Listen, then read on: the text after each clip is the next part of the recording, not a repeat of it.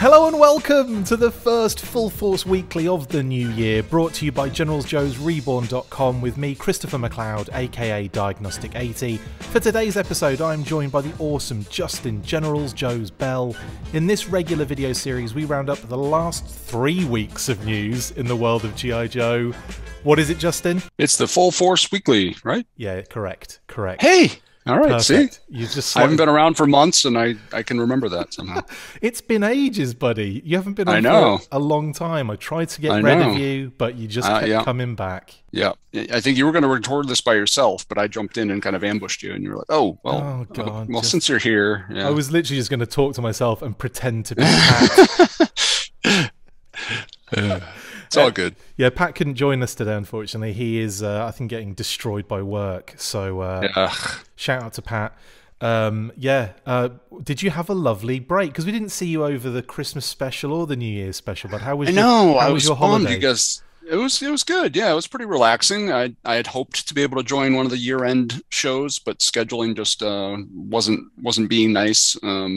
But yeah, it was a good holiday. It's pretty low key. We hung around home. You know, we didn't go running all over the place like you and your wife did, but we running. God, could you imagine running to Missouri? That would be impressive. I mean, we're lucky, you know, our family's all local, so we can see everybody without having to jump on an airplane. I had to have my folks come from the UK to us, and then we all road tripped it to Missouri. So yeah, that's awesome. It was epic. I'll get to that in the shout outs, but we've got a lot of news to talk about, buddy, because we haven't done a weekly now for I think 3 weeks, because obviously the Christmas special was on a weekend, the New Year's special was on a weekend, so I've been doing about 400 news bursts in the meantime. So let's get stuck into that first news story then. And in reaction news, a number of weeks ago, Super 7 revealed a teaser image of some husky wolves with harnesses on, which had the fandom wondering what was incoming. Well, days later, Super 7 revealed a reaction Arctic rescue vehicle set consisting of the Blind Woodsman, radioactive glow-in-the-dark Snake Eyes, a dog sled, and 6 sled dogs from the Mass Device miniseries. The set also includes a few accessories like the Woodsman's tickle stick, as I like to call it, Snake Eyes pistol, and the Mass Element canister. The set is a lot of fun and immortalises a very famous scene in the Sunbow history when Snake Eyes struggled to survive in the Arctic after getting radiation poisoning in a cave when securing one of the Mass Elements. The Blind Woodsman came to his rescue just when a polar bear was about to take him out, and his newfound friend Timber. The Woodsman scared the bear away and took Snake Eyes and Timber back to his cabin, where he magically cured him of radiation sickness using special leaves, obviously. The Snake Eyes figure glows red just like in the episode, which is a fun feature that we have discussed would be done in some way by Super 7 based on so many of their previous releases. Super 7 also revealed the awesome box art that shows the sled in action with 2 windows for displaying the included figures. Shout out to Adam Riches, of course, our very own Adam Riches, who did the art for that. This is the sort of fun and quirky thing I fully expected Super 7 to do for the Joe line, and now I'm excited to see where else they venture with the brand going forward. The set will cost $75 and you can order it now from Super 7's website, link in the description. Justin, what do you think about this what do you think about this particular toy? You know, I kind of love it. I love how it's totally out of left field. I think, you know, we've had several conversations, you know, off the show as well as on the show about what sort of stuff Super 7 could do, because they're known for doing some kind of quirky off the wall stuff. Yeah. And I don't think this ever even came up in any of our conversations as something that might happen. It certainly didn't occur to me that they might do, you know, the sled dog with the wolves and all this stuff. I think we all kind of agreed, you know, glow in the dark Snake Eyes was pretty likely. But I think we kind of figured maybe it'd be a single pack exclusive of some kind, not bundled in this box set. But I think it's really fantastic. What kind of cracks me up is that I mean, in a world where you pre-order stuff on Hasbro Pulse and then wait, you know, 18 months before it's finally released, like the box was revealed and 2 weeks later people were getting this thing in their mailbox. It was like, wow, that's kind of crazy. That's a good point, actually. Like, since obviously we haven't covered this story on the weekly yet, and it's already in people's hands for the last couple of weeks. People have had this in hand, so yeah, that was rapid. And also, good point on the Snake Eyes thing, because I definitely stated at some point I expect them to do a radioactive Snake Eyes, but I was only thinking single figure. I wasn't thinking anything else. Just like get like a repaint out or something, or like, well, not a repaint, but like, you know, a retool out. And lo and behold, he's done, but he's done in this set. So amazing. And the cool thing with this too is that even if you're not a huge fan of the reaction style figures, you could conceivably still use this with kind of normal vintage O-ring figures if you wanted to, or even modern era might be a little bit of a stretch. I think they're a little bit bigger than these figures are, but you could probably make it work. So I mean, you could use these wolves and the sled dogs and all that stuff with other highly, more articulated figures if you really wanted to. But I think there's something uniquely kind of vintage about this. Super 7 for, my opinion on reaction, all told, is somewhat mixed. I don't, even back in the 80s, G.I. Joe was my go-to line because I didn't like just 5 points of articulation. Star Wars was kind of boring to me. So that was kind of what attracted me to G.I. Joe originally. So it's kind of odd to sort of see how it is approached in this sort of limited articulation format. But I think Super 7 really has a unique way of making it feel like this might have been a toy that you got in the 80s. If G.I. Joe didn't have the O-ring, if they did just have 5 POA, this might be what that toy looked like. And same with the wolves and all this stuff. It just kind of really resonates and feels vintage, even though it's not. No, I can definitely agree with that.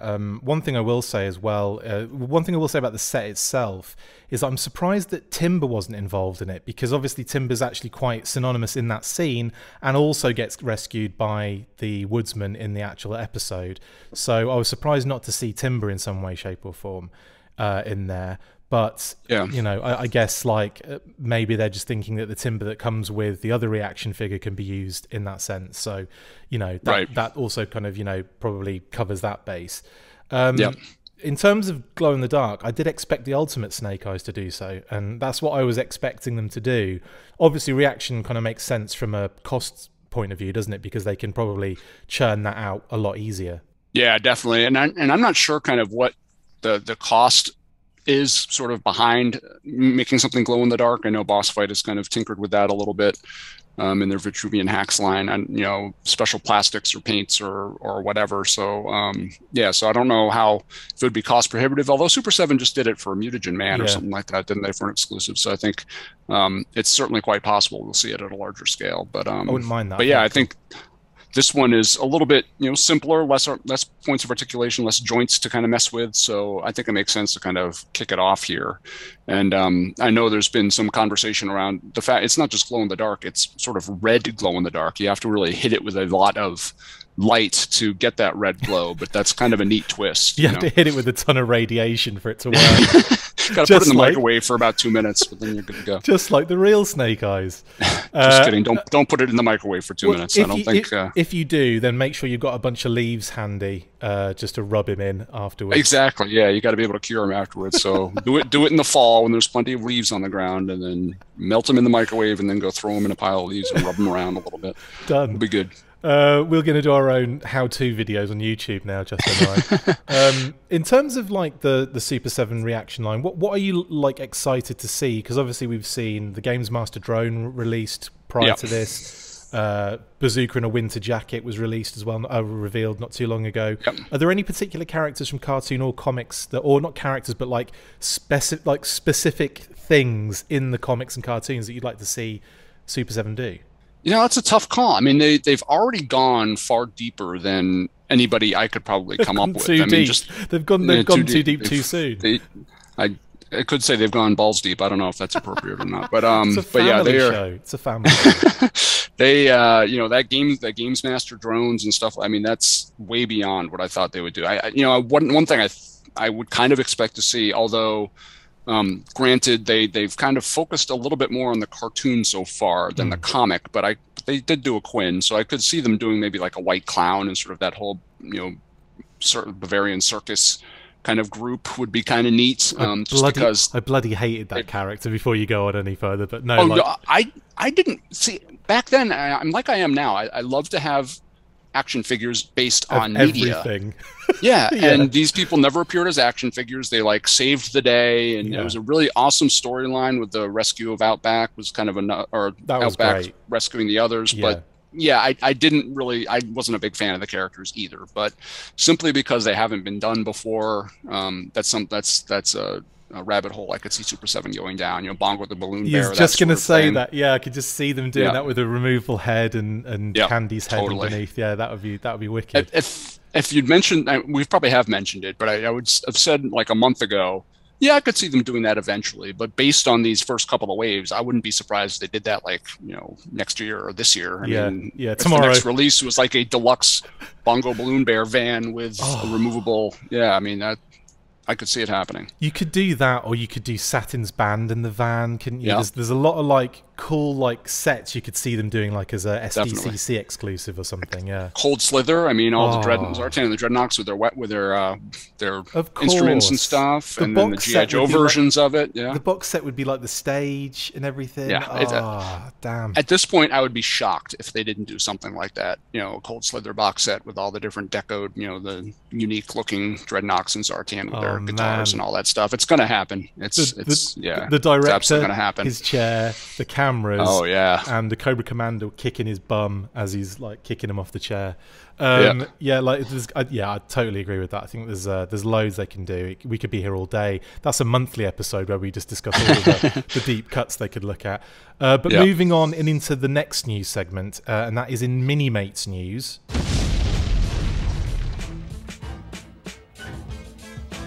Well, again, a number of weeks back, Diamond Select Toys revealed their brand new G.I. Joe Minimates Series 1 carded box set with a pre-order up on Big Bad Toy Store.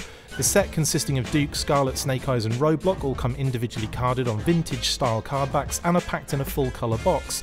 Images of the card backs and box packaging were also revealed on the Big Bad Toy Store pre-order drop, link in the description. The set costs $39.99 and is available to pre-order now with a delivery estimate of June 2022. Earlier this year, DST revealed both Duke and Roadblock alongside Destro and the Baroness, and even showed information explaining that they would be appearing in separate box sets, so keep an eye out for a Series 2 set consisting of Cobra Commander, Storm Shadow and the aforementioned twosome to follow. These sets are too cute and I really like how the first set turned out. Hopefully we'll see more characters going forward, and of course we already know that Destro and the Baroness aren't too far behind. The idea to have them on tiny card backs is also cute, and now all I have to do is wait for the Euro exclusive Tiger Force box set due in the year 2367. Interesting that they are doing these with the previous release figures and not as a new 4-pack with Destro and the Baroness, but what are your thoughts about this, Justin? I like it. It's a neat idea. I mean, the Minimates are kind of a cool little twist on G.I. Joe. They've been around, you know, Minimates themselves have been around for a while, but you know, really seeing them dive deep into kind of the vintage looking G.I. Joe, and I think putting them on classic card backs it's a stroke of brilliance, really. I think there's a lot of people that have fond memories of that style artwork, you know, the explosion back cards, all that stuff. So I think this really would appeal to a pretty large audience.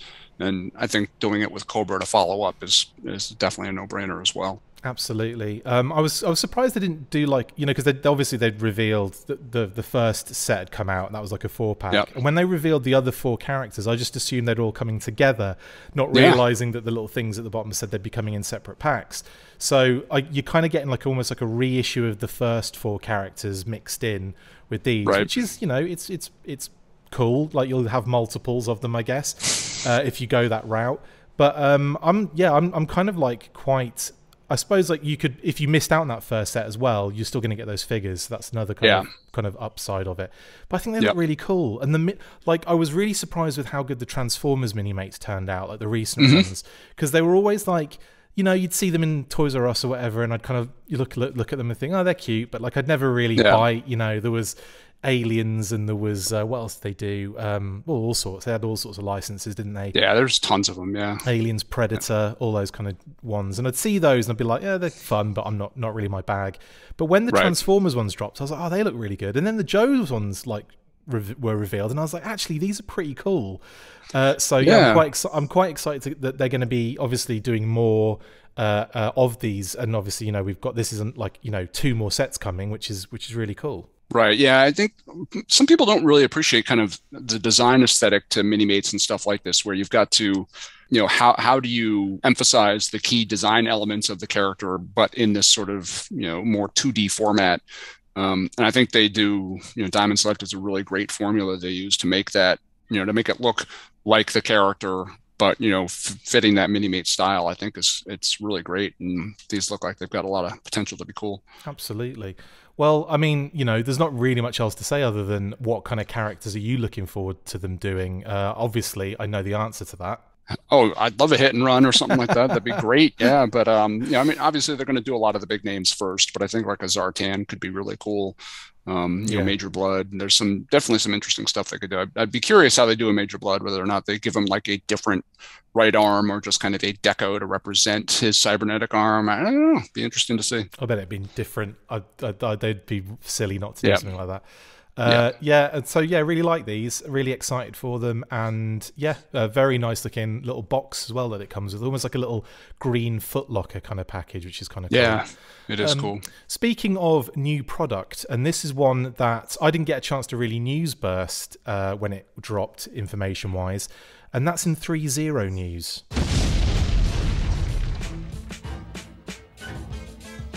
I didn't get a chance to burst this story when it happened, as I was on the road at the time, but ThreeZero decided to drop a number of concepts for upcoming G.I. Joe Fig Zero figures, including Firefly, Lady J and Roadblock. They also continue to explain in the blog post on their website that, due to huge fan interest, ThreeZero and Hasbro are delighted to announce that we are continuing the expansion of our 1/6 scale G.I. Joe collection throughout 2022 in part of a celebration of the original toy's 40th anniversary. The next characters in our lineup include Roadblock, Lady J, Scarlet and Duke from Team Joe, of course. We have not forgotten the ruthless Cobra organisation, and you can look forward to Firefly, Baroness and Destro, who are also in development.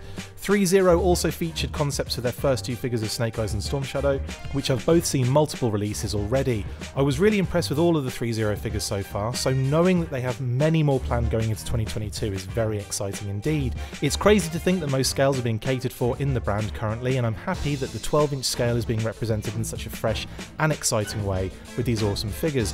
Justin, what are your thoughts on the line, and are you excited for any of these characters ThreeZero mentioned in their blog post? I definitely am. I did get the original, the first release, Snake Eyes and Storm Shadow. I've got them both.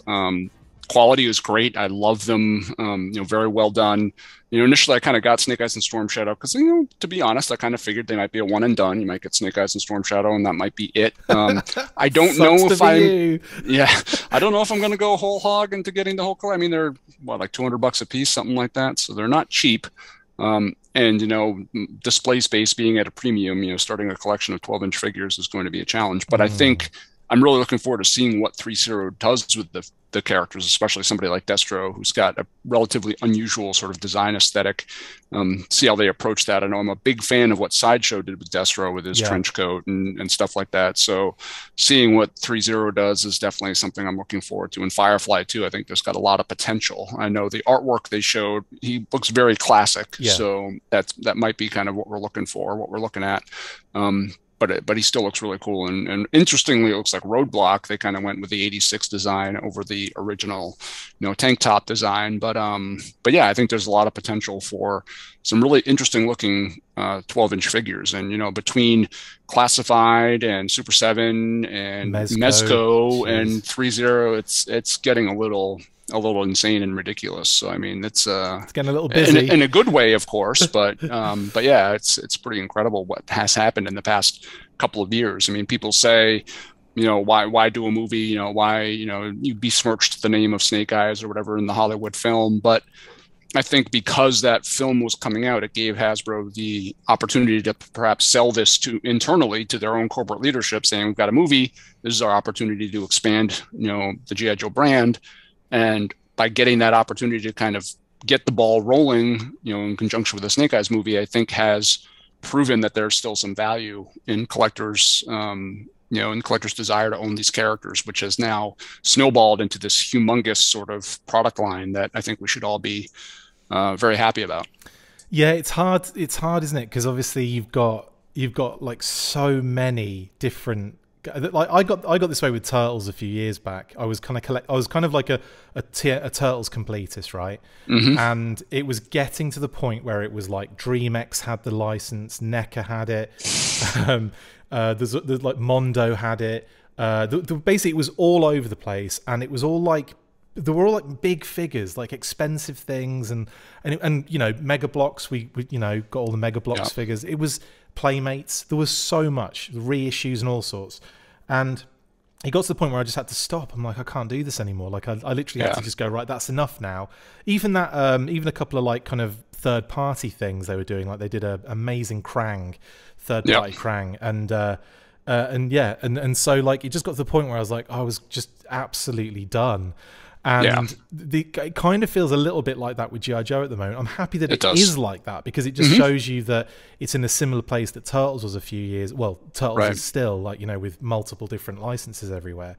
Yeah. And you just get the feeling that if the brand's like knocking about in this way for a period of time, then you'll start getting other media being created for it, because it's still, do you know what I mean? It's out and around, and it's on the minds of everyone, and people know the name, and it's back in the zeitgeist again. So I feel like, and I mean, it's and one thing that can kind of hurt Joe fans a little bit is that, I mean, feeling like you have to be a completist and feeling overwhelmed with all the stuff coming out. Collect what you want to collect. I mean, that's something that I've learned, because from 1982 till probably about, maybe 10 years ago, I was a completist. I had everything G.I. Joe, at least in the Real American Hero scale and format, everything. And I just realized it's not feasible. Even 10 years ago, it wasn't feasible, but today it would really be unfeasible. And not just from a financial standpoint, but just being able to store it and display it and what have you. So the great thing about what the place G.I. Joe is in now is that there's choice. I mean, people who like certain formats, like Super 7s, the retro stuff, they can buy that stuff. People who really like the O-rings, pretty soon you'll be able to buy those things. 6-inch fans, you got a whole wide array of stuff you can buy. 12-inch fans, same thing. So I think that's kind of what's great about where G.I. Joe is right now, is that they have a breadth of different options, so that people who don't want to collect everything to still have something to collect. And I think you bring up a great point about kind of brand awareness. As we've transitioned from 2021 to 2022, there's been a lot of year's best toy lists and posts and stuff like that. And G.I. Joe Classified is making quite a good appearance across a bunch of different lists like that, even from people who haven't been G.I. Joe fans historically. So I think that's really proven to be a good method of raising that awareness, of putting that front and center in front of collectors, and people who wouldn't normally think of G.I. Joe now see it standing next to Marvel Legends and Star Wars Black and Power Rangers even, and stuff like that, and are realizing that G.I. Joe still exists, and they can, relive some of their childhood via these new 6-inch figures that are now out. So I think it really seems like they've got a decent handle. I know a lot of folks will just say, well, they're just kind of handing the license out to anybody. But in reality, I mean, that is providing a number of different collectors of different styles opportunity to pick what they want and go with it. You don't have to buy everything, and realistically, it's going to be very difficult to buy everything. Yeah, unless you have unlimited funds and space, and you're right. Yeah, I mean, unless you're extremely rich, don't mind storing your stuff in totes. Because there's I can't think of too many people who are going to have display space available to showcase everything that's coming out. So, and granted, it's going to force people to make choices. I mean, when I know I eagerly pre-ordered Destro, Firefly, and Roadblock from the Mezco line, realistically, I don't know if I can keep doing that. I mean, they're more expensive. They're the same scale roughly as Classified. I might have to choose which 6-inch line I want to support fully.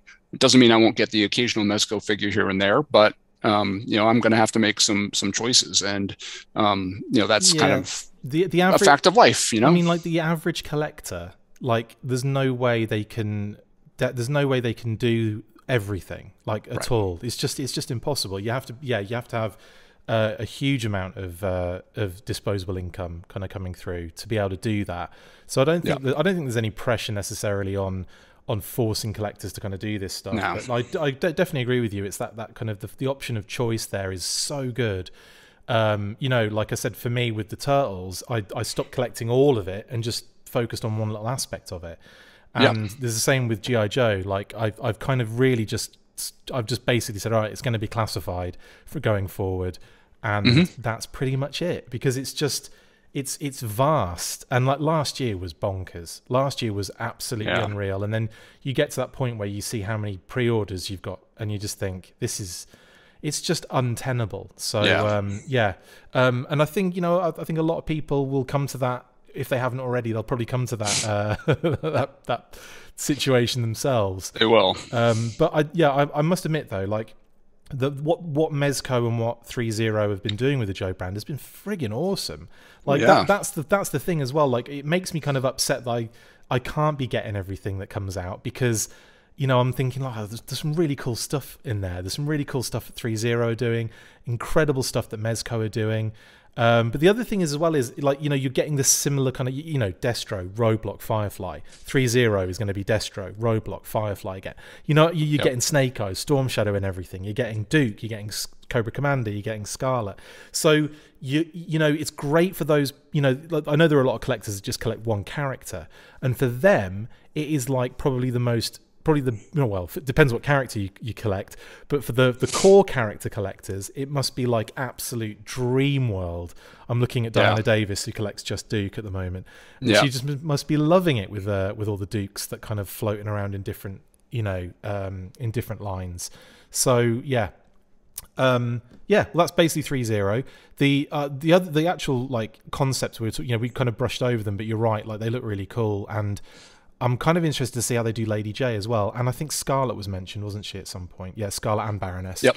So, yeah, it's going to be interesting to see what they do with those figures too. Anyway. Definitely. Let's move on, Justin, because we've got another 700 news segments to talk about. In Renegade Game Studios news... Elisa Teague, the senior producer of role-playing games at Renegade Game Studios, revealed the deluxe cover for the G.I. Joe role-playing game a few weeks back. The cover has a blue linen finish with a silver foil embossed modern Star and Stripes G.I. Joe logo. The cover is the only difference from the previous release of the game, but looks really sharp, and I imagine is very nice in hand too. Both editions of the game are expected to ship in early summer 2022, and you can pre-order this new deluxe edition for $55, link in the description. Justin, how do you like this cover, and would you prefer, or what would you prefer given the choice out of this deluxe and the standard edition? Well, the cover is great. I mean, it looks very premium, very you know, collectible, pristine. You know, I love the artwork on the standard cover, just the way they kind of did that artistic kind of painterly sort of look to it with the classified style characters. I love that a lot. So if given a choice, I'd probably just get the standard cover. But I really, this certainly is kind of stepping up sort of deluxe nature of the book, and I think it'll look great on somebody's shelf and look really impressive for sure. It's definitely one of those collector items, isn't it? Like this isn't one of those things where when I saw it, like when they showed I think the Power Rangers one off during their kind of like live stream thing, didn't they? And it was, you know, effectively just like I think maybe black with a like the chrome kind of like helmet kind of silhouette on the front, which was really nice, like an embossed kind of helmet. So I kind of knew what to expect to some degree.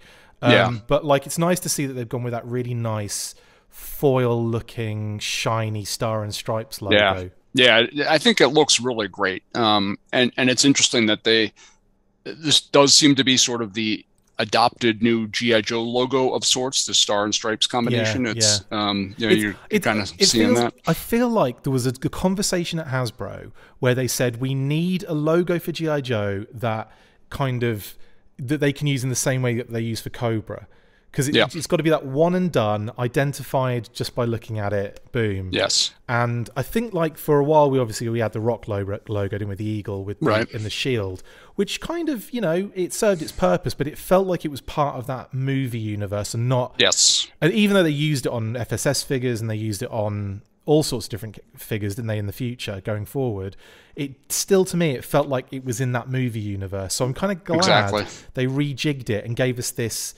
I think quite iconic now because it's Star and Stripes. So you've got that, you know, the two elements of the logo that are visual kind of combined. Yeah, absolutely. I think that it's really, like you said, it's sort of a simple, self-contained logo. They've tried this before. There's been some different variations of the Stars and Stripes kind of combination I think with, you know, they've tried it a bunch of different ways over the years. I think this is 50th. I want to say like kind of back in the early 2000s, but they kind of had that funky like lower J that they took like the 60s G.I. Joe logo and put the Star and Stripes on it, and then carried that Star and Stripes over to some figure decos. So they kind of used that in some ways, but I think this is a really streamlined look. What's something that hasn't really been done is like a history of GI Joe logos, because there's actually more than you think when you put your mind to it. Because there's a couple of like obviously the Real American Hero one is very, is the iconic one, but that went through a few kind of changes on the actual card back, and then you've got like the Spy Troops Valor versus Venom era. Though that GI Joe logo was different. Obviously the movies changed it. So yeah, I'd love to see that history of the logos at some point. It would be cool, and you could incorporate, G.I. Joe Extreme and Sergeant Savage and Sigma 6 and stuff like that to really see kind of how, how they evolved. You had to get Sigma 6 in there, didn't you? Like, of course, yeah. Every single minute I can mention Sigma 6, I'm going to mention Sigma 6. Be ready for it. Unfortunately, I don't think Sigma 6 appears in the Renegade Game Studios book, but I don't know. You could just create a Sigma 6 character, couldn't you, in your role play? So. You can make whatever you want. So yeah, a Sigma 6 character is laying in wait for you as we speak. Link in the description if you want to grab that. And I must admit, I agree with you. I'd love that. The standard version with the art painterly cover is so cool. We don't see enough. I don't think we see enough classified characters in different media situations, in like animation or comic or artwork. So yeah, I'm up for that totally. Yeah, it's getting to an interesting point now because they're leading so much on the vintage look that classified doesn't necessarily have its own aesthetic anymore. Yeah, but it did at the beginning, and I would have loved to have seen that portrayed in some media, like you said. I mean, we kind of got it in the GI Joe Operation Blackout video game, but not quite as much as I'd have liked to see. So it's a little bit of a shame that we've kind of gone back to the vintage homages, because not only does it sometimes make the figures, in my opinion, a little less interesting, but it also kind of negates Classified's own style, so to speak, where it's now just more a 6-inch upscale line that pays tribute to the vintage rather than its own identity. Expect a huge backlash now, Justin, as I know. As GeneralsJoes Twitter is pummeled with hate speech. Yeah, I'm used to it. From me though. Okay, so next up then, and in retro cardback news. So this is a weird one, but HISSTANK have reported that brand new GI Joe retro cardback listings for Baroness and Lady J have been found on shipping and import website Panjiva. Now let's break this info down a bit. Firstly, we know it's Baroness and Lady J because they've used the internal code words associated with these characters previously, Mars and Rocket. Now, are we sure they are retro? Well, actually, most signs point to no. We have confirmed via Emily on the GI Joe brand marketing team that retro as a line is on temporary hiatus, and that Baroness and Lady J have come out for the retro line already. The next interesting thing about the listing is that retro hasn't been described as retro cardback on previous retro listings before. Also, a follow-up story broke shortly after this one that found the listings on Walmart's website, stating that the figures will be $22.99, a price point associated with classified more than retro or O-ring, and the weight suggests that they are the heavier figure, again associated with classified in the past. So we are likely looking at classified here. My immediate thoughts go to a possible vintage inspired cardback for the classified series, and something a few people have discussed, which would make sense when you think about how Marvel Legends and Star Wars Black Series have operated over the years using the retro cardbacks for reissues and redecos of particular 6-inch figures. HISSTANK also posited that the codes associated with the figures seem to jump from F4762 to F4765, missing out 2 codes in between, so we could be looking at 4 figures here, which is also backed up with the 4 pieces case designation on the listing. I would probably hazard a guess though that there will be 2 of each of the stated figure, and the codes are probably arbitrary at this point. Interesting nonetheless. If I were a betting man, I would expect to see some sort of classified release on vintage inspired cardbacks, but whatever the case, we will find out soon due to the fact that they are on the US shores already. Get ready for some cracking shots via Potato Cam, Justin. What are your thoughts on this? Obviously, I've just basically explained everything I think. What do you think? Are we looking at classified on card here? I think it's almost guaranteed. And I think that would, kind of, it would match sort of, collectors' opinions on, particular characters on, a lot of people kind of Well, for Baroness, I don't know. I mean, Baroness kind of came out in a more collector-friendly color with the motorcycle. I think there's that art that's been floating around, which has got purple hair and gold trim and stuff like that. I don't know if that's what we're going to get with this particular figure. Who knows? But obviously, Baroness has only been a Target exclusive so far with the motorcycle. And granted, even though she was very difficult to get originally, she's been a little bit easier to get as the months have gone on. Now, this is a Walmart exclusive, so it's not necessarily mass retail, but it does give people an opportunity to get Baroness and get her without having to pay, $40 for a motorcycle. So I think it's certainly there's some credence to the fact that this could be, retro card backs. And of course, Lady J, she looks pretty close to her vintage style already as a classified figure. So it'll be interesting to see whether, if this is a classic retro card back, if they do any deco changes or if they just do a straight up reissue of Lady J, which might be a little controversial because I've finally got a local Target store opened up here a couple months ago, and I will say they've got 6 Lady J figures in stock, and they've had 6 Lady J figures in stock since they opened, and there doesn't seem to be a whole lot of movement there. So if the figures are potentially peg warming, does it make sense for Walmart to offer exclusive versions of them? I think the retro card back will add some collector desire to those for sure.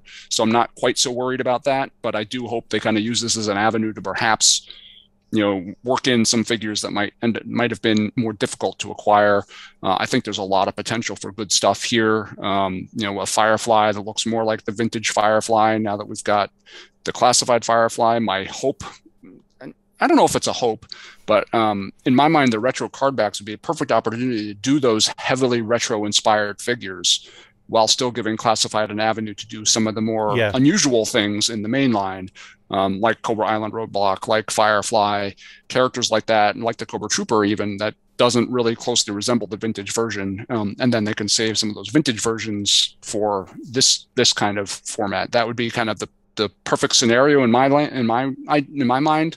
Like a perfect mix of both situations where you satisfy people who like the classified style, but also give the vintage fans a much more vintage experience as well, with the card backs there to boot. So I think you've nailed it. I think that is what this is. It's got to be classified figures on a vintage card back. I think there's certainly precedent for it. Like too much Star Wars precedent, Marvel almost. Legends. Too much precedent in it. Yeah, and it's also happening everywhere. I kind of feel like they probably see it as the retro card on its own is enough to sell it as something unique, because I think there's probably a lot of people seeing the figures and going a bit of nostalgia, but if they see the figures on card, it's like, oh, that's the one I had as a kid, even though it wasn't the one I had as a kid.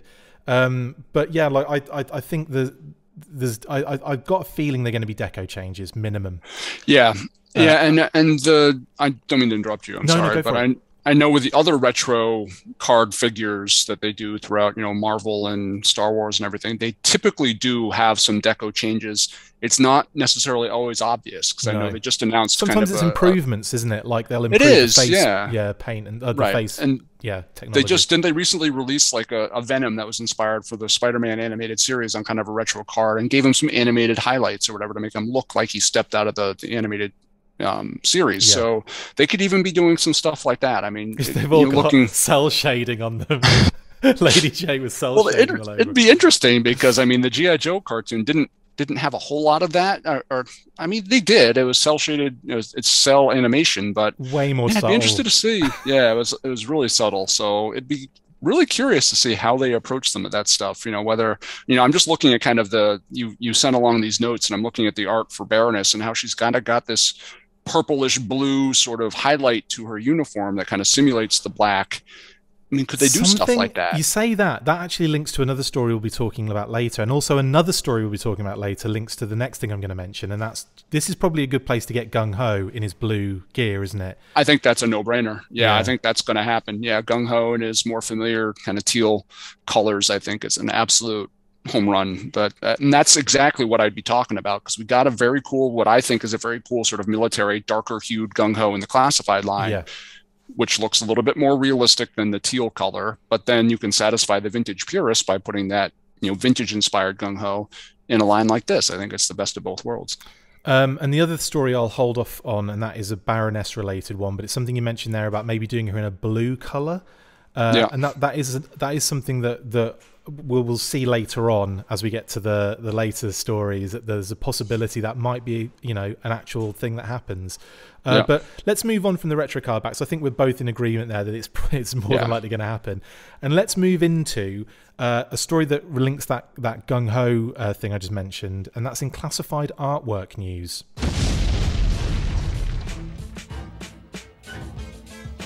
On Monday, Firm Pulse shared images of the latest G.I. Joe classified figures Spirit, Storm Shadow and the Cobra Officer, including a brand new piece of reverse box art showing all the new additions to the line and a mysterious figure in an Arashikage temple setting who remains unknown at this current time. It could be a brand new character that Hasbro intends to reveal soon, like one of the Masters, or it could just be Snake Eye's silhouette, but either way, I'm sure we will find out sooner rather than later. Another interesting addition is that of Gung Ho, who is rocking a much closer deco to his vintage sky blue and could therefore be seeing a new version in the future. This could be a possibility for the recent emergence of those classified vintage style card backs we reported on recently. Of course, we just saw a carry forward of the first Gung Ho release with the Bat and Ali Viper, but this would be a different release for sure, and one that a lot of fans would be clamouring for.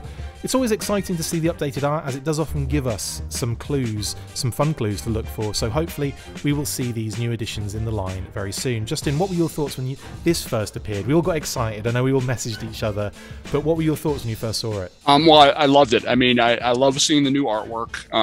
You know, very, very dynamic, very dramatic. I think unlike the artwork for, you know, the original artwork, there isn't a whole lot new here. You mentioned the Gung Ho and his more vintage inspired gear. I think that's an obvious refresh that we haven't seen yet, but every other character on the card back has either already been released or has already been revealed, except, like you said, for that mysterious silhouette by the Arashikage symbol. I haven't figured out what is going on with that yet. I know I have heard some people say, oh, it's just Snake Eyes. It's just kind of a stylistic choice, but it doesn't feel that way to me. It feels like they're really cool. I'm hoping they're going to drop, like, you know, some like movie characters in here. Like they make them a part of the classified, you know, sort of mythology kind of. Yeah, rather than like, you know, being a Snake Eyes G.I. Joe Origins figure, maybe they might have rejigged some thought process and gone with like the Blind Master or the Hard Master, or, you know, anything along those lines, because that'd be fantastic. That would be pretty cool. I think could be able to get those figures in the line somehow, because you know they must have done development on them. There must have been development done on them, but the fact that, you know, the movie didn't hit as well as we all wanted it to hit. Right. Obviously, I feel like that is now, like, they've put that to the side, to the back, and that's not going to be looked at anymore. So I'm hoping that this is a way to kind of find these figures, because I'm telling you now, Akiko is still standing out to me as one of my favorite figures from that line. Yeah, I think there's a lot of potential to work some of those characters in to kind of deepen the ninja mythology a little bit within classified. Because to a degree, I think that's being downplayed a little bit.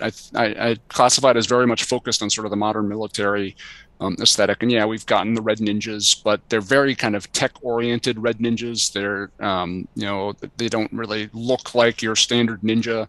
And you know, Snake Eyes is just come out with this commando version with Timber, which is downplaying sort of the ninja elements a little bit. Granted, we're getting a very sort of vintage accurate Storm Shadow in the next coming month or so. Some people have them already. Yeah, I think it would be really interesting to sort of start working in some of those Arashikage aesthetics via, you know, movie figures that could, you know, exist alongside your regular classified mythology. And I'd love to get, you know, Hard Master and Blind Master and some figures like that are accurate to the movie, yet, you know, can exist alongside the classified Snake Eyes. I think that'd be a really cool touch for them to do, to blend those aesthetics. It'd be similar to what they did in Rise of Cobra and Pursuit of Cobra, where they took movie characters, and granted that ended up changing along the way with Pursuit of Cobra, but at one point they were using, you know, Channing Tatum head sculpts in the jungle. In the jungle. So there is precedent for that as well. I'll love to see kind of how that shakes out. Ripcord in his kind of like the hat and everything. Yeah. No, totally. And I think that also I will say that it could easily also be a master, but in the classified style, not in the movie style. They could have been working on a soft or a hard master or a faceless. It could be Firefly, but in his. I'm going to go out on a limb and say it's the Sigma 6 Dark Ninja Master. Is that working? Faceless Master? The faceless master, he just does that. That's what he does, just moves his face really quick side to side, and you can't... Oh my goodness. Anyway, that's actually giving me a headache. No. I do. What I will say about the artwork is I think they're getting to the point now where they're trying to get all the characters in there, and it's getting busier and it's getting busier. At some point, they're going to have to maybe like retire some characters, aren't they, to get others in? I mean, I will say though, I mean, the line is so fun. The fact that the art changes on such a regular basis, like on not just on the front, but with all the customized the custom artwork that, you know, specific artists are doing. But then on the back, you've got like slight changes every now and again because they have to incorporate the new wave, and it's a funny way of doing it because you know, obviously like the way that they used to do it in the past with the cross sell and the file card would probably make things a lot easier for them rather than having to commission new artwork every 6 months. Because that's what it feels like's happening here, isn't it? Oh, yeah, definitely. And they've got to do the artwork in a way, like when we first saw the back of the box for the original classified lines, I don't think any of us pictured that they would find a way to work in the new characters around the group. So now, of course, what I'm doing is looking at this, you know, where's the spaces, this artwork and saying, okay, where are they going to fit in? They're all just going to be, they're going to be in the Arashogi temple, just all mushed into that space. Hey, you never know. Maybe that is just a placeholder. Maybe that's Snake Eyes, and then they'll kind of filter that out and work some of the other new characters in there. That's certainly a possibility, but yeah, you know, and you know, come to think of it, it's possible that, you know, they designed this package enough ahead of time. They didn't know what was going to go on with Snake Eyes, you know, G.I. Joe Origins, so maybe they just wanted to put a hint of that in the package just in case it exploded, and they wanted to tie that into the movie. So they just, and maybe that's all this is, just kind of a callback to that, to the Snake Eyes movie, just as sort of an homage to it, to tie that into whatever's going on at retail. That's a possibility too, I suppose. Yeah, absolutely. Well, awesome, cool art. Really enjoy it. And obviously the new stuff when it comes out, I'm going to be studying it. I was looking at that artwork for ages. I mean, you can just about make out like some of the gold on the Baroness, and I think there's just, if you look real close, it could just be the color on the back behind her, but it does look like it's starting to change, to phase into that purple color in her hair. So, and I have looked at that pretty closely, and it does look like you can just about make out some changes happening. So maybe we'll get that deco at some point, but in any case, that's the artwork on the new classified figures. I don't suppose you've got Spirit, Storm Shadow, and Cobra Officer yet, have you? I don't know. You know, as usual, I've got to like get better at it, but I go crazy when new classified figures are announced, and I pre-order them from like 4 different places, and then eventually, you know, as they start coming in, I, you know, subtly cancel some of my pre-orders. But and I think I pre-ordered them from 3 different places, but Dorkside wasn't one of them. So of course, you know, I do not have the figures yet. I am kind of waiting on pins and needles a little bit, but we'll see. I don't know when they're going to arrive. But I'm excited for those because, again, they look great. They look fantastic, and I can't wait. Anyway, next up then, buddy, and in Target listings news. Earlier in the week, HISSTANK reported that Cyber Sleuth JT Prime 17 unearthed a batch of brand new listings for G.I. Joe classified figures in the Target system. The major reveal was a Tiger Force figure and vehicle set Crater, which, if you have been paying attention for the past 2 years, would recognise as Duke. This is fun and makes me hopeful for a Tiger Paw, really just because the listings have said bike in the past when referring to the Baroness and Breaker sets. There is a strong possibility it could be a repainted Ram in the Tiger Force deco, but a Tiger Paw would be all sorts of amazing, and of course could see another use as a ferret down the road. As for Duke, well, it's likely he will get a slight vintage style rejig if most of the recent designs in the line are anything to go by. Again, it's very possible it's a straight repaint of his first classified release, but I could see them giving him the heavy artillery roadblock treatment with some new parts to get him looking more like the original figure, with an eye on a future regular deco release. It would also be pretty neat to get his helmet too, but we shall see in due time. Obviously this one will be a Target exclusive and is the only listing with the theme designation on the list, so the rest would appear to be standard releases. Now as for the rest of the list, we also have a Troop Builder pack, which is very likely the Viper multi-pack that was leaked a while back. It shares the same code, so that's pretty much cut and dry. There are also 2 separate listings for a 2-pack Figure A and 2-pack Figure B, but we can confirm that these are Crocmaster and Fiona, and the unknown Ariel figure and animal companion set respectively, based on the code numbers alone. Finally, a brand new 6-inch value figure assortment was also found, and shortly after news of the cheaper $4.99 price point was revealed, we got official product images from JT Prime 17 on Twitter. Thank you, JT Prime 17. The first wave features Snake Eyes, Baroness and Destro with 3 points of articulation and what looks like permanently attached accessories. Snake Eyes gets a sword, Baroness and Destro get fancy rifles, and they are packaged in open boxes with individual artwork, new in fact for Snake Eyes and Baroness, as well as plastic tie wraps to secure them in place. Justin, let's start with Tiger Force Duke. What vehicle do you think he will come with? Man, I gotta say, when you mentioned the Tiger Paw, you make me a little anxious because it would be awesome, but it would take up so much space. But I try to put the space thing out of my head because sometimes you gotta just enjoy vehicles for what they are. So yeah, just hold it wherever you go. Sorted, done. But yeah, the Tiger Paw would be amazing. I think it would be huge in 6-inch scale, though. I mean, I don't think people really understand how big that would have to be. I just know, you know, when Sigma 6 released this Snake Eyes and his quad, and yes, I'm mentioning Sigma 6 again. I'm sorry. And granted, that was an 8-inch scale, but the quad was like, it was like that big. It was monstrous. Yeah. It was huge.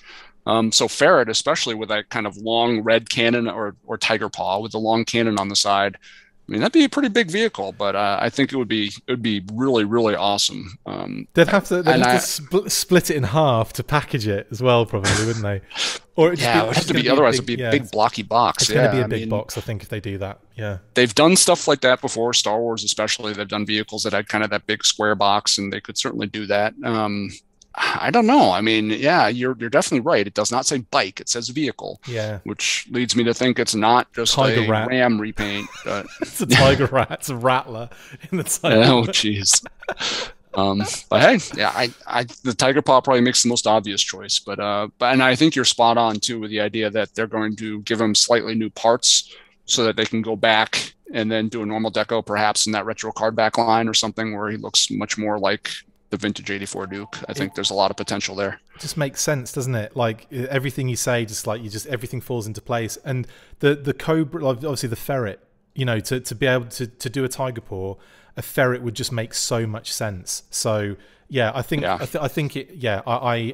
down with. I've come to terms with the fact that I'm pretty sure it's going to be a Tiger Paw, and whatever it turns out to be, and it isn't, I'm going to be so disappointed. But, you know, that's how it is, isn't it? What about, obviously, the other stuff kind of is all very self-explanatory. We know that it's the Viper multi-pack for the other thing. We know that it's Crocmaster and this Ariel figure and Animal Companion for the Figure A and Figure B, which is quite interesting. Yeah, that is interesting. I guess I may have missed the boat on that initial reveal on that, because Ariel takes me by surprise. I'm trying to figure out what that might be. Ariel certainly sounds like a female, sort of. It also sounds like the Little Mermaid. So is it going to be? Yeah, exactly. Well, the other thing is, I will say that the code words they've used have never been. They've never had clues in them. The only close clue we've had are things like Dung Beetle for Duke, where it's the D, right, and things like that. But never has it really been anything other than let's get random planets, random, you know, space related things. So, you know, we've talked about, Ariel as this one Animal Companion set, but it could be anything. You know, I think most people are expecting Mutton Junkyard because they seem to be like the next. That seems to be like the next most obvious, I guess. Yeah. Law and Order. Well, wasn't Mutt the one that kind of started it all? I mean, he was the first. Well, I guess Spirit kind of came out in the same assortment. So Spirit and Freedom and Mutton Junkyard were kind of in tandem with each other. But what year was that? Was that 84? 84, yeah. Yeah, so 85 would have been Timber, wouldn't it? Yeah, so you're right. Yeah. I think, those two were the first. Yeah. Yeah, I don't know. It's really cool to speculate and to try to figure it out and dig through all the junk to yeah, exactly. So yeah, I'm excited, man. I mean, I think Classified is it really has exemplified, you know, to me, they're doing everything or most things right in my mind. I mean, beyond my minor complaints about leaning too hard on the vintage stuff, I think the number of releases, they got a steady trickle of stuff that comes out. It's not overwhelming in and of itself. You kind of, it's spread throughout the year pretty nicely. They're giving you some decent revisits of existing characters. They're giving you some decent selections of new characters, giving you some decent army builders.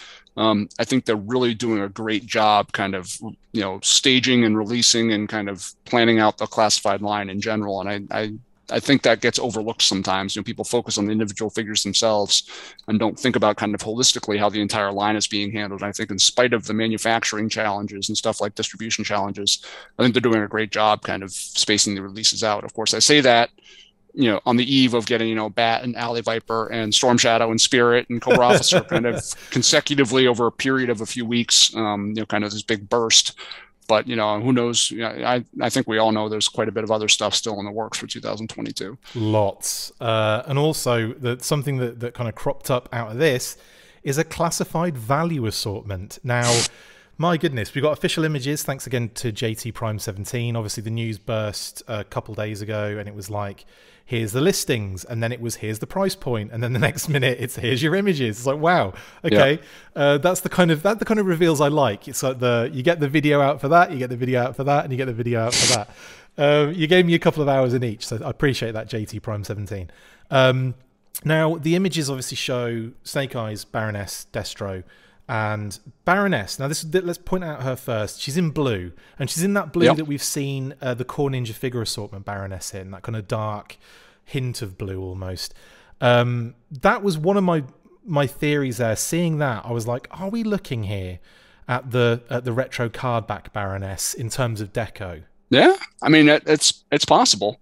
It wouldn't surprise me. I mean, like we said before, the precedent that Hasbro's setting for these things isn't necessarily the first thing that would pop into your head. I think if they do that, I believe they might get a little fan backlash. I think fans are going to want a vintage Baroness to look like the vintage figure and the vintage art. So I think people might get a little up in arms about that. But yeah, it would certainly be an interesting choice.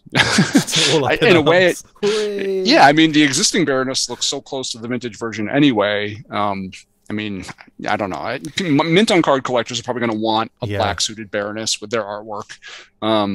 It's very likely it's going to be the black costume, 100%. Yeah, I wouldn't write anything off. I was really just thinking more about the fact that we've had that Baroness in a sense. Yeah, exactly. But you're right. I think a lot of the mint on card would be like, yeah, and want it in, that would match the artwork, which is a big deal, isn't it? I mean, when the retro series came out and he had a Snake Eyes with the wrong head and all sorts of figures not looking like the Duke, for example.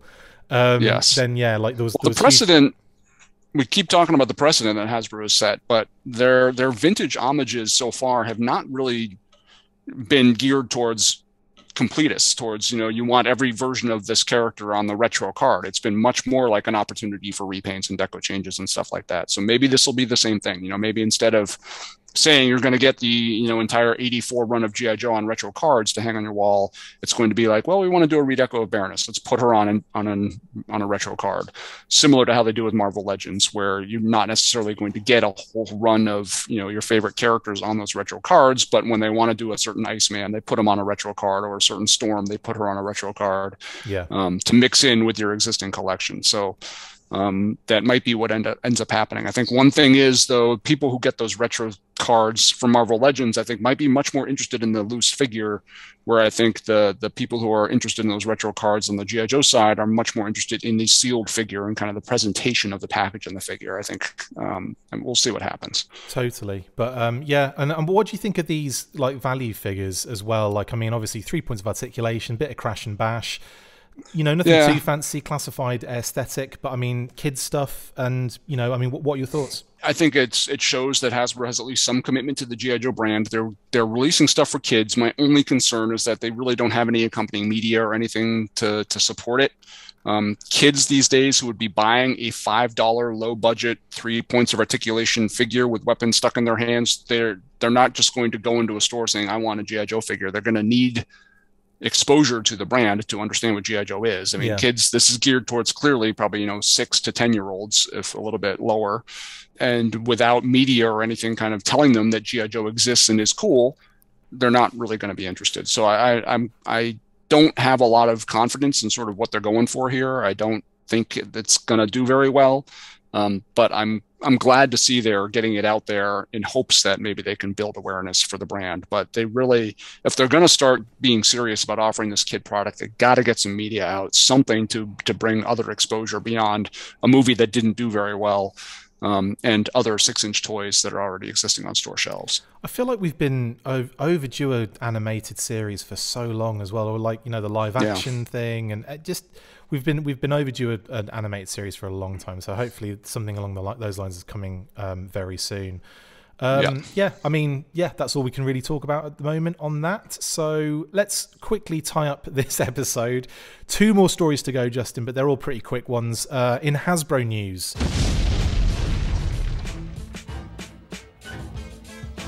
On Wednesday, toy and entertainment giant Hasbro posted a press release announcing a brand new Chief Executive Officer and Chief Operating Officer. Last year saw the sad and tragic passing of the previous CEO, Brian Goldner, who had steered the company into a new direction that focused on Hasbro's brands and entertainment. After he sadly passed away at the very young age of 58, Hasbro named Rich Stoddart as the interim CEO. Today, Hasbro officially announced that Mr. Stoddart would be stepping down from that position in February to become the chair of the board, and that current Wizards of the Coast president and CEO Chris Cox would be taking over. Mr. Cox is also currently in charge of the digital gaming division, which has seen him expand brands such as Magic the Gathering into a hugely successful part of the company. As well as Mr. Cox, Hasbro also announced their new President and Chief Operating Officer Eric Nyman, whose new role will oversee global business, operational and foundational platform investments, continue to lead Hasbro's overall consumer licensing strategy and strategic partnerships, and oversee Hasbro's global supply chain, directing the strategy for the next generation consumer direct distribution platform. Sounds like he's got a lot of work cut out for him. It was a lot of work just trying to work out what that bloody job was. In any case, good luck to all involved. Never an easy task taking the reins at a company like Hasbro, and certainly not a position that makes me envious at all. The new positions will take effect on the 25th of February, so as I said, good luck, and here's to a year full of G.I. Joe product once again. Anything to say on this, Justin, while we're breezing through? I mean, I don't know either of these gentlemen, so I can't really form an educated opinion. I thought you holidayed in the Hamptons with these guys. Is that not the case? Yeah, me and Chris Cox are close buddies, you know. And I got pictures from you and Chris at Cancun that time. I'm sure that you don't understand the kind of self-restraint it's taking to not make tasteless jokes about this poor gentleman's last name. I've been seeing it all over social media, so I made a conscious decision that I wasn't going to do it. So too late. But yeah, yeah, too late. But yeah, it's I don't know anything about him. The only thing, CEOs, as much as people might not realize it, I mean, they do drive the direction of a company. They are beholden to their shareholders, but their CEOs sometimes do want to make a splash and do want to set their own strategy. So it's always a little angsty when things seem to be going pretty well for your favorite brand, and you've got new leadership in place. You don't really know what that's going to mean. I will say though, Bud, I don't know. I will say that Chris Cox did come on one of the bad choice of words there, did appear on one of the Hasbro, I think it was like the investor event kind of live streams when he was at Wizards of the Coast, and he discussed how excited he was about the G.I. Joe computer game, because obviously that was under his wing. So like there's that thing that I think that the brand is going to be fairly safe, but I also believe that it could be a situation where he wants to kind of take what they were doing with that game, which obviously we've seen some concept art of. They're not saying that's the be all and end all of what we're going to be seeing, but there's definitely a different direction they want to take it. Maybe he would want to apply that to everything. So very possible. There is that not worry, but like we're enjoying Classified, we're enjoying all of the stuff coming in. For that to change, I know what we're all like. We don't like change very often, unless it's the change of not having product to having product. That change was good. Yeah, we like that change. Yeah. But yeah, like I know what you mean though. There is that worry, that concern that there will be a huge shift, change. Right. But no, we'll see. I guess you're right though. I'm not really 100% know everything about them, but you never really do you? That's the other thing. No, and the one thing about G.I. Joe is that it's like one of the last vestiges of Hasbro's sort of core IP that they have owned and built from ground zero. I mean, it is synonymous with Hasbro. It's not something they bought from somebody else. It's not something they're licensing from somebody else. It is their identity to a degree. I mean, Hasbro would not be what Hasbro is without G.I. Joe. Yeah.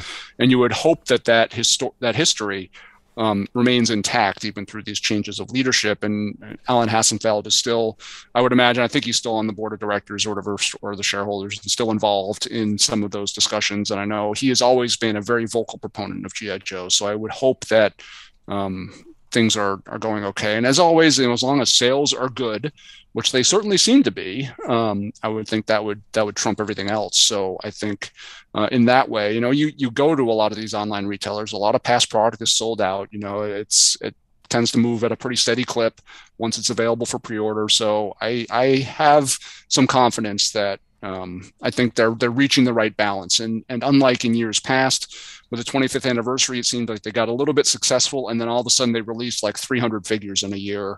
I don't think we're going to see that. I think they're still going to be slow and steady, and I think that's a good strategy, because I think it's be easy to take too big a bite and end up hurting yourself. But so yeah, I think we're in a good place.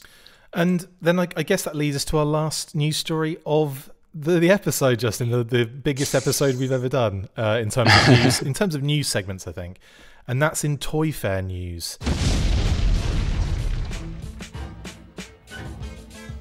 Yes, the New York Post have reported that a number of buyers and toy companies, including Hasbro, have backed out of attending next month's New York Toy Fair over fears of the latest COVID variant, Omicron. The show is still slated for February 19th through to the 22nd at the Javits Center in Manhattan, but with so many big names absent, it's hard to see how it will be able to continue. Some of the biggest buyers in the business, including Walmart, Target and Amazon, have pulled out, joining a number of toy companies like Hasbro, Jazzwares and MGA Entertainment already on the absentee list. The Toy Association, who run the show, have highlighted the fact that Lego and Mattel will still be attending, but with a large number of companies on the fence, it's certainly not a safe bet to assume it will go ahead. New York Toy Fair was cancelled last year due to COVID, and a number of companies found new ways to connect with sellers, so it wouldn't be the worst thing to happen. I expect Hasbro will put on some sort of online streaming event in its place in order to show off upcoming product and so on, and even though I would love to attend another preview event, I can wait for another year on that. It's so much cheaper doing it at home anyway. New York Toy Fair is still on as it stands, but without so many big names, who knows what's going to happen? Justin, do you know what's going to happen? No clue. Any prediction I'd make would be, I don't know, you just can't tell. Omicron came out of nowhere, or Omicron came out of nowhere, and Delta came out of nowhere a while ago. So it's impossible to predict at this point what's going to happen. Unicron came out of nowhere. Yeah, I mean, I think that's probably next. Justin to Moonbase 2. Justin to Moonbase 2. Sorry. Oh my God. Damn it, what are we going to do now? Oh, sorry. He does say that in the movie, so I'll bleep it. Yes, I know. He does say that. I remember watching that movie the first time. You're like, oh my God, he swore. Yeah, this movie is awesome. I don't care what else happens. Yeah, I don't care. The S word. He said the. Do you know what? I don't think I even noticed it. I've got a feeling that the UK version. Maybe. I've got a feeling they cut it out, because I do not remember the swear word in the original when I watched it the first time, and I would have noticed. I saw it in the theater with my best friend at the time, so yeah, I bet you left there just saying every 5 minutes. Didn't you? Well, I probably already did. I don't remember, but was that 80, 85? Is that when that came out? Oh yeah, you were like shipwreck at that point. You were like a sailor. Yeah, I was 10 years old. I was 11 years old. I was cussing everywhere. Yeah. Anyway, what were you saying? Toy Fair. Toy Fair. Honestly, I'm fine with an online thing. I think Hasbro did a pretty decent job. Was it last year that it felt kind of anticlimactic because everything got leaked like a day or two ahead of time? Or was that the year before? I don't remember. Always the way. But I think it's. Oh, that was 2 years before, wasn't it? Because when I went to the preview event, like the Snake Eyes was revealed, wasn't it? Prior. Yes. And I think we knew about it because we saw those crap pictures from there was tiny pictures at Walmart of Duke or whatever, and then potato pictures of other things. But yeah, I'm all for an online event. Anytime Hasbro does these Pulse Cons and stuff, it's always pretty exciting. I seem to remember the last kind of pair they had that Pulse Con, and then they had that members only thing kind of afterwards. And combined, they really revealed a lot, like Spirit and Storm Shadow and Alley Viper and Bat and the Python Patrol stuff, and that went over really, really well. So I think they've got the framework in place to do a really effective online kind of collectors event for Toy Fair.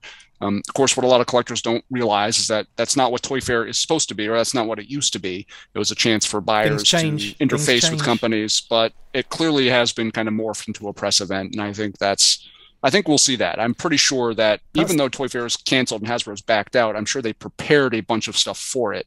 So I think it's almost guaranteed that at some point in February, we're going to see some kind of Hasbro collector con of some kind that reveals a bunch of the stuff from their different lines. I would give marketing huge credit there, because you don't do a show like this and just keep it secret. Like that was the problem they had in all the previous times. Like, it was really hard to get information out of Toy Fair and really hard to get images out of Toy Fair. So that doesn't benefit anybody, because you're you know, like you're what they called, your competitors are seeing all of your product anyway. So why not build the hype? Why not create you know, like consumer buzz around it as well, and open it out? It just makes sense. Like, it doesn't make any sense in this day and age to close off and to be secretive when it comes to that kind of thing. And in this day and age as well, you don't even, that stuff gets leaked before you even know what's going on. Like, it's impossible to kind of police it, I think. So I'm big props to the marketing team. It just went, you know what, let's just make this an event for everyone to get involved with and see and enjoy. And now Toy Fair's morphed into something completely different entirely. Yeah, I mean, I remember I used to go to those collector events, and I really loved them. I mean, I love New York City anyway. Chance to go into the city, you know, to go to that Times Square Center and sit in the auditorium. Oh yeah, I'd take a train into Grand Central, and I'd walk for like probably half hour, 45 minutes to the Times Center, and you know, I always saw a bunch of friends there. I'd hang out with Mark Palomo, who was usually there. All sorts of, you know, guys from Joe Customs and stuff like that. We'd all kind of commiserate, and Gollum Busky, he was there. He was there when I took your place a couple of years ago. I remember you said that. That's awesome. Shout out to John, who good lad, really awesome guy, and shout out to John. Hopefully John will get a chance to do it, all of us, to get a chance to do it again soon. We got to figure something out. Yeah, exactly. But yeah, I mean, I used to love that. That was fun, but you're right, it was a lot of work trying to get the images. You know, I would spend like 3 hours in that stupid, you know, circular room, like taking pictures, and then I'd, you know, ride a 45-minute train ride, and my fingers would be bleeding from all the typing and uploading and all that stuff. It was really crazy. So I think the online kind of more collector friendly situation, it works. You know, I think it's perfect. It gets it exposed to everybody up front. Everybody's got the same opportunity to see the product, to share the product, to talk about the product. It doesn't become a foot race to see who can elbow somebody else out of the way to take just the right picture and upload it quicker than the other guy. I think I'm all for it. Yeah, man, absolutely. Well, yeah, don't know if it's going ahead completely, but obviously it's as we speak at this moment, Toy Fair is still going ahead. Just without Hasbro, Jazzwares, MGA Entertainment, Target, Walmart, Amazon, a lot of big names are not going to be going by the sound. If a tree falls at Toy Fair and nobody's there to hear it, did it really make a noise? I don't know. If it's online, yes. Anyway, be interesting. I mean, it's going to be interesting because I know companies like NECA really rely on Toy Fair quite heavily. Boss Fight, yeah. So I mean, there's definitely some people that'll be hurting by not getting exposure to some of those larger retailers. I imagine they're all going to be doing their own thing again. Again, it works out for the consumer, I think, more so, because we get that like thing of like, oh, there's an event here from NECA, oh, there's an event here from Hasbro, and it just becomes like a bit more spread out and a bit more enjoyable and a bit more fun to see everything and like soak everything in. When everything is revealed at once, it is so hard to like compute everything is just like error. Anyway, that's it for the news this week. I would say this last 3 weeks. Thank you, Justin, for jumping on. But before we leave you, let's do some shout outs, shall we? Sure. Explosion.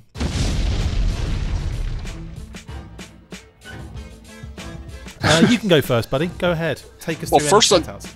Yeah, I got a shout out to Adam Riches, first of all, for helping hook me up with my my little sweater that I had to wear because I missed your year-end show or whatever. But I did wear this on Christmas Day, much to my wife's chagrin. So we've got some great holiday pictures of me in my my Christmas sweater. So thanks very much, Adam. Everyone angry around you, like nah, they're good-natured about it. It was good. But yeah, so shout out to Adam Riches for that. That was great.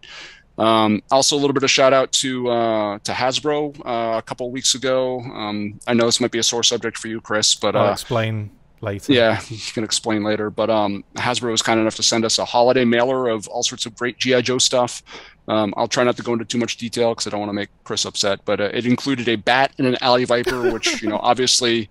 I was bouncing off the walls because I hadn't gotten those yet, so it was very cool to kind of get those figures in that box. Came with the Snake Eyes outfit, which my daughter's now demanded that I wear next Halloween, so we'll kind of see how that goes. But you should have worn it today. You should have worn the whole thing.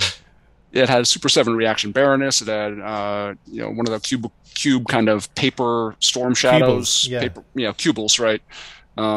Had the Rob Liefeld Dead Game kind of trade paperback. Some really great stuff. It had the Robert Liefeld Dead Game 3-0 Snake Eyes. Oh, jeez, no, that'd have been awesome. But no, it just had the trade paperback. But just throwing stuff away. Yeah, but no, it was great. So big shout out to them. That was really very much appreciated, and I enjoy getting that just in time for the holidays. So that was great. Awesome, man. Awesome. Well, I'll start then with the thing that you just kind of led into me, and that's the shout out to Hasbro for the amazing G.I. Joe holiday box of goodies that I sadly never received. Yes, so we, big shout out to the family as always. Mom and dad from the UK flew out to visit over the holidays, and it was, we then had to make a road trip from Pawtucket to Missouri to see Kate's side of the family, so we all got together, the whole family. It was amazing. We had a great time. It was a mixed bag of things that were going on because obviously, unfortunately, Kate, my grandmother-in-law, Kate's grandmother, Lainey, passed away. So big shout out to Lainey while we were there, over Christmas and everything, which was devastating, really. But at the same time, it was one of those situations where it was more a relief for her than most things. So as sad as it was great to have the whole family together to be able to kind of get through it and everything. So, like I said, it was a mixed bag of emotions, shall we say? But it couldn't have gone any smoother in terms of Phoebe. Now I know you've had your issues with Phoebe in the past, Justin. When you've come round, she just barked. Can't imagine being trapped in a car with her for a week going to Missouri. Holy cow! So I'm probably dead. Well, you'd be. There'd only be a skeleton left of Justin. But she me dry. This is not to rub it in or anything, Justin, but she absolutely adored my mum and dad, and she spent the entire time in the back of the car just snuggling with them all the way to Missouri, and they create yeah. She didn't bark once, mate. What's that about? She didn't even, how when Joel will understand this. Joel Elvis Rocker came to visit us a while back when you were around at the same time meeting Phoebe, and he stayed in our bedroom, and Kate and I slept out. Well, I hope Kate and I slept outside. She snuck in a few times to see him. That's a lie. I snuck in to see Joel a few times, and Phoebe would bark every time he came out to go to the toilet or grab a drink or something, like in the middle of the night. She would bark at him. Didn't give a crap when mum and dad were here. So obviously it's just you just have to have our DNA. That's the problem. Guess so. Sorry, Justin. Is the dog British? I mean, was the dog yours German. or Kate's? She's German. She's the mini Schnauzer, okay. isn't she? Oh, okay. Well, Europe. I mean, maybe that's it. That's definitely it. That's definitely it. No, I guarantee next time you come over, we'll make sure you guys hit it off. I will force you two together. But anyway. That's going to end well, I can tell already. Yeah, one of you is going to end up a skeleton. It'll work out well for one of us. The other one, who knows? We'll just be a fight to the death. So it was a great time and everything like that. But anyway, while we were away, Hasbro sent the mailer to my address here. The problem is, it is a bloody free-for-all in the mail room. I say mail room. It's just the open area, as you come into the building, where there's an Amazon locker, so they put most packages in the Amazon locker, and you get a text message and you can open it, and that's great. But for the stuff that's a bit bigger, and for stuff from FedEx and from USPS and all that other stuff, just gets dumped next to it on the floor, and it's just a mess, right? It looks like, those pictures you see of the postal service, and it's just boxes everywhere, and it's just I used to work for the postal service. I know. Yeah, it's like that. Disaster. Yeah. So we were having all sorts of issues. We had a package stolen that my auntie Jan sent us. It was a box of goodies and everything for our birthdays. That was stolen. Thankfully, the company sent another one, and I managed to intercept it, which was great. But that was annoying. And then, so anyway, we go away. I know it's been delivered. I've spoken to my reps at Hasbro and everything. I was really thankful and everything. Thank you so much. Get back, nowhere to be seen.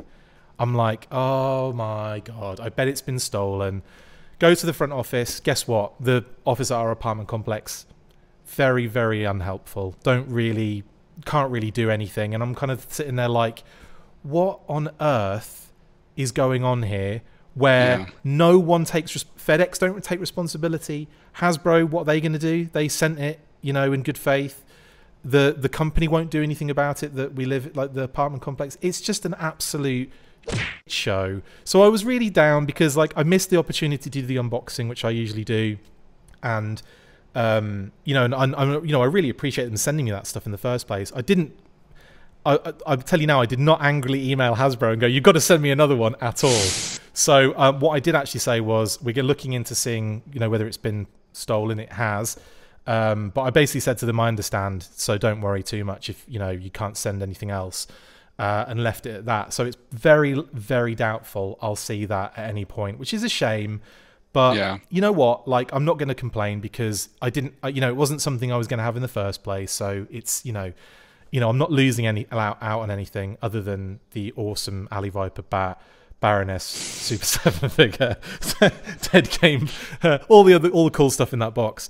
But you know, I'm not gonna be that entitled as if I should have it, because honestly I feel embarrassed when they send me that stuff most of the time.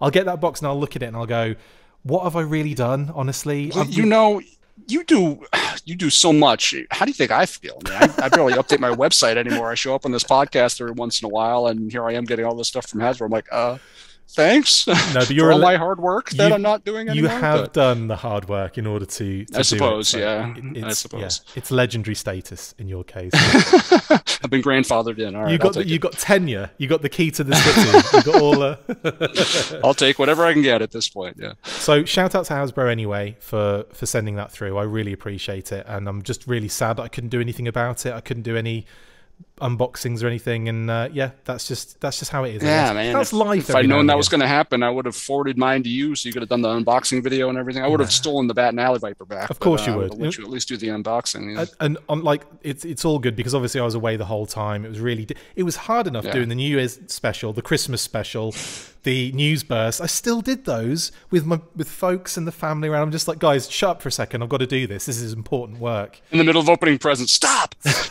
got to do the New Year's reaction video. Anyway, so anyway, big shout out to the whole family. It was great seeing everyone. Love you all, and it was brilliant to spend Christmas with everybody for a change. Big shout out as well to Brian Sauer for the awesome version 2 Storm Shadow red and green Christmas graphics that we had for the Christmas special. The Night Creeper camo, but in silver, black and gold for the New Year's Day special. I'm not sure if anyone noticed that. No one seemed to know that it was the Night Creeper camo pattern, but that's what it was. And nice. What we're working with today, Justin, is a brand new Winter Graphics version 3 Ninja Force Storm Shadow, which are just amazing. So thanks to Brian for all his hard work. Yeah, pointing around at it, like it's really cool. Like, honestly, Brian does amazing work for us, and I'm always like, Brian, he is amazing. I need a whole load of graphics again for this, and I'll give him the most minimal information, and he'll be like, okay, and then he'll send me all of this amazing stuff. So thanks to Brian. You've made our show 20-fold, 100-fold better. Anyway, Entertainment Earth, big shout out to them for shipping my Bats and Alley Vipers. So very excited to get these in hand. So it wasn't a complete loss because obviously, you know, not getting the mailer with the Bat and Alley Viper in it. I did have these anyway on pre-order. So a couple of bats there. Couple of very cool bats. I've got one with his showing off his chest. Gubbins, and another one with the battle damaged elements on, which, I mean, these figures are great. I think they're some of my favorites, and this always happens. The most recent figure that comes in is always kind of jumps to the top. I don't know what to think about the bats because I got the one from Hasbro, I pre-ordered alley vipers and bats from a bunch of different places. From Amazon, I got my alley vipers. I haven't gotten my bats. I pre-ordered bats from GameStop. I haven't gotten my bats. I pre-ordered alley vipers and bats from EE, from Entertainment Earth. I haven't gotten any of them. I ordered on the Pulse. They had like this 15-minute window where bats and alley vipers were in stock last week. I bought alley vipers and bats then. My alley vipers have been shipped. No sign of the bats. So I don't know what's going on. Some weird bat shortage. I don't know what's up. Really odd. But yeah. They are great, aren't they? Like I've been they're gorgeous. Kind of playing around with them, and I've thankfully getting, like, when you get 2 of them, it's nice to be able to kind of do like the different different elements and accessories they come with. You can kind of mix and match, which is great. But yeah, amazing figures. Really happy with those, and that was like, you know, that softened the blow a little bit coming back from Christmas and seeing that there was no Hasbro box to enjoy. I will just throw up a quick image of the Micro Machines advent calendar that I've completed now. It took me up until yesterday, Thursday, as we record this, was when I finished opening it all, because obviously being away, I didn't take it with me, missed out on opening it on the days, but it's amazing. And you ended up with like, I think it's like 11 vehicles and like 14 accessories or something along those lines. Nice. It was impressive. That's so awesome. There's the image over there. You can see it, incredible. And the last few were brilliant. There was like a little green kind of SUV with a Christmas tree on it. There was like, you know, the deco. There was a really nice metallic green chase figure, which was on the 24th, the final day on the advent calendar. And it was the metallic kind of chase figure, and it had like a red ribbon on it as if it's a present. So really cool, really nice. I love those things. So yeah, that's pretty much everything, Justin. I think we've covered it all. Thanks for jumping on again. Sure. For one of the longest episodes in history. Well, I figure this has been like 4 episodes in one, so now I'm off the hook for a month, right? Yeah, you'll never hear from me again at this point. It's all good. I love it. You won't hear from me again until G.I. Joe do their live-action TV series, and then you'll be my live-action TV correspondent. Lady J, let's go. Anyway, of course, we continue to support the LGBTQ plus community, and as always, stand fast with the Asian and Pacific Islander communities in saying stop Asian hate. We do not discriminate against any minority and want the show to be a fun and safe environment for anybody, no matter their background. To our patrons, listeners, viewers, I cannot thank you enough. It's been amazing. It's been a great year, previous as well, and coming into this new one, I can't wait to, you know, basically share all this cool content we've got planned. The monthlies, I've got a live Q&A on the Patreon going up just for our Patreon members. That'll be going up, I believe, either on the weekend or next week, but it will be happening very soon. So I'll be doing that on a regular basis. And yeah, it's just lots of cool stuff planned, loads of cool intel. I've got to kind of give our patrons, our Red Shadow Army, and our Full Force SAS. So massive shout out to you guys. You keep this show going, basically. So thank you very much. Justin doesn't appreciate it, though. He hates you. Just thought I'd let you know that. Don't worry. Not at all. He'll never be back again. I'm just kidding. It's all solo. Big shout out as well to Pat, who couldn't be on the show today, but we'll see Pat next week, hopefully. Hopefully, we'll see Pat and Justin next week. We'll see how it goes. Depends, I suppose, on what news is burst. But I imagine there's going to be a lot, because it just seems to be constant at the moment. Anyway, Justin, thank you, mate, so much for jumping on. Really appreciate it. Absolutely. My pleasure. It's good talking to you again. See you next week. We'll see. That brings us to the end of this episode. Thank you for watching the Full Force Weekly. Massive thank you to my awesome co-host, Justin GeneralsJoes Bell. See you next time. And as always, 1, 2, 3, Full Force. Amazing. See, it's like I never left. You never left.